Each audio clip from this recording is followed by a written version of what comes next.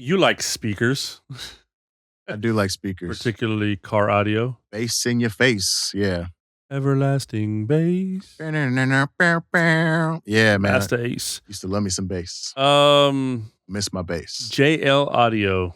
Man, the JLs, the W7s. Ooh, them things bang. They had that fat rubber surround on them. Man, Them things bang. don't let me see a They weren't as W7 powerful as truck. them strokers though, but they still Nah, bang. strokers were top tier. You could have a 10-inch stroker and hear it for 5 blocks. Strokers were top tier because they had the reverse setup. You could hear it for 5, but you could feel it for 3. Right. So They had the reverse setup. It wasn't even the surround. Like the flex part was in the middle of the speaker. right. So it was just all flex. Yeah. Yeah.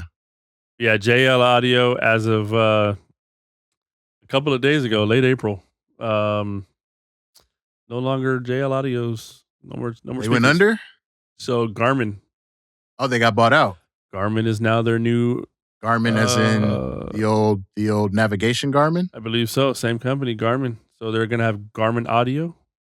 And Okay. they'll now be called Garmin Audio. So hopefully the quality remains because JL Audio do be banging. It's interesting. Usually when something like that gets acquired, the quality drops drastically. It does. Because I'm thinking of specifically Fosgate. Fosgate, yeah. Rockford Fosgate. Fosgate punches used to bang so hard. Them speakers used to beat. Yeah, before they went mainstream. And then all of a sudden they started selling them at like Best Buy or something, and then they became trash. Yeah, they was right up there with I mean, they still banged, but they banged until they ripped and blew out and stopped working. It was right up there with the JVCs. Yeah, right. Yeah. Right there on the speakers in the shelf. The Jensen speakers. But before that though, like Fosgate punches. I mean, yeah, kicker solo barracks. what were the top speakers of the era back then? All right, so what do you remember? I don't have no particular order, but the strokers go at the top. The Serwin Vega strokers go at the top. Serwin Vegas were the bangers. Was there any other Serwin Vega that people were? I feel like it was just the stroker. There were other speakers, but the strokers were the ones. Yeah. So, and then up there near the top, I don't know if this is second, but up there near the top, I'm putting those kicker solo barracks. Solo barracks were dope. Those things used to, like the L7, the square ones, or the square ones. Yeah. The those L7s. things were crazy. L7s were fire. And then power hungry. And then of course, like you said, the W7s, the JL Audios was up there. Yeah, were dope. Then you had the Rockford Fosgate punches. Yeah. So those would be in there somewhere.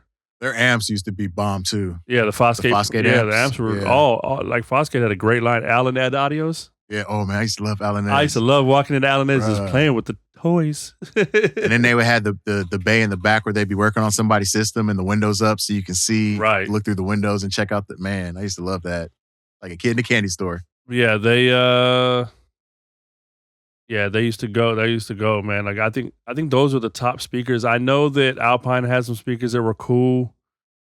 I feel like Alpine was more sound quality. But like for me, the Alpines was more like when you was gonna do your interior, like your 6x9s, your door speakers, your mids and your highs. Yeah, but at the same time, remember the Pioneer 5-ways?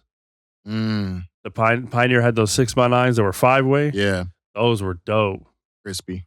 So kind of gimmicky though, putting them all into. It was like your overall. It was like your catch-all speaker. But it just put off a great balance of sound. So if you had those if you had a sedan, you threw those in the back. Yeah. And then you had your door speakers and you had your sub in the trunk. Yeah. It was a great balance. It was a great. Yeah.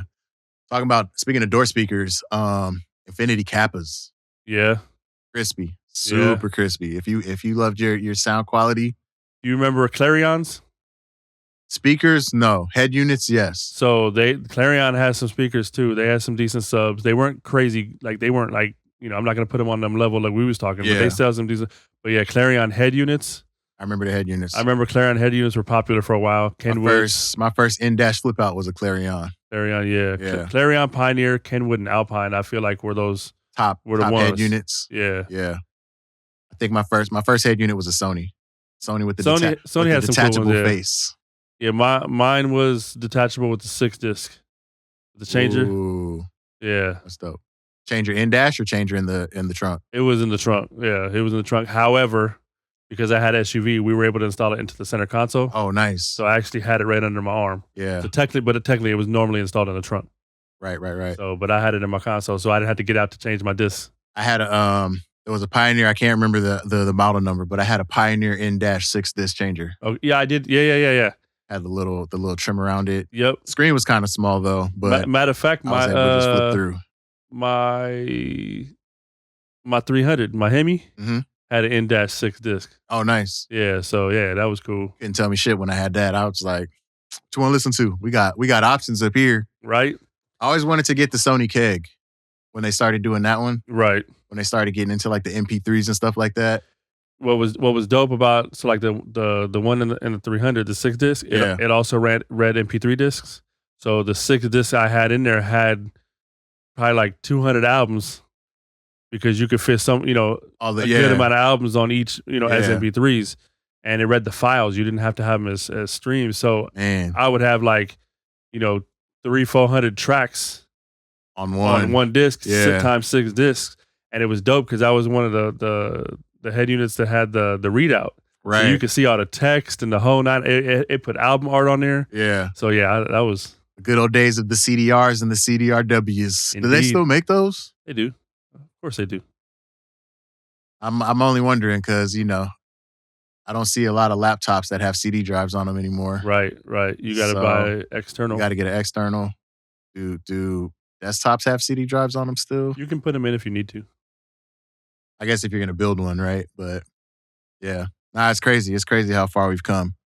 Technology and everything. And then Napster just kind of changed the whole game on. Right. Yeah. No more waiting by the radio to plus record and play to get your favorite songs. Right. We can just download them off Napster and hope you don't get a virus. And now you just go search for it and play it, period. Right. Can you reach that?